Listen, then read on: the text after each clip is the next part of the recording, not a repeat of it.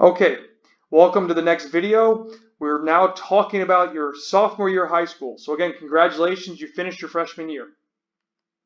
So this is critical in the grand scheme of your college recruiting process because now you're getting closer to the open date for contact with NCAA D1 and D2 universities. So this is where you need to start really marketing yourself by getting more exposure.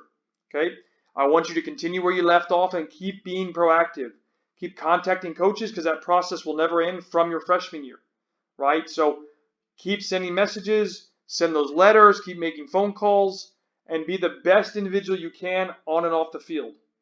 Being humble and having a strong work ethic will go a long way. Okay? In your freshman year, you should probably have about contact once to twice a month. And in your sophomore year, you're going to see how it kind of changes a little bit.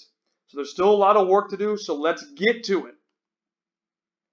So, action 11, we need to start the year off right, okay? You need to understand that it's student athlete, it's not athlete student. So you need to make sure you're doing well in school. Your grades are high and you're taking courses or classes that are challenging you, okay? If you didn't have a great first year, and I was in the same boat, I did not have a great first year.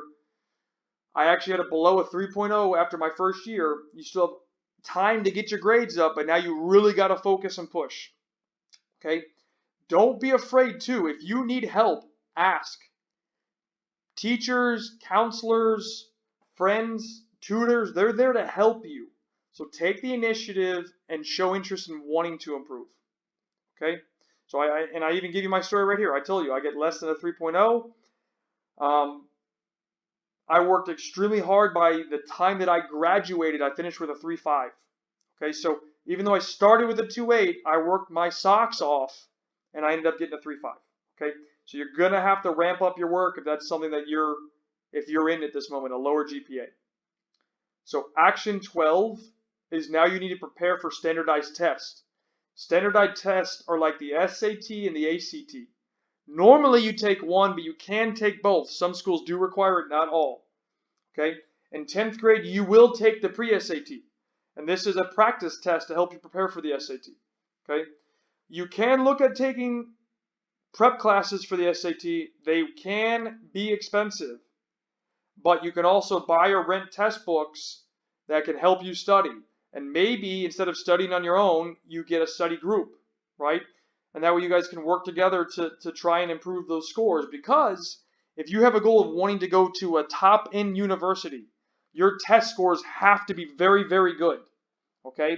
Also, the higher the test scores that you have, the greater options for financial aid that you can get, academically or grant-wise, okay? So make sure you're taking those things in and being ready because those are going to happen very soon in your sophomore year.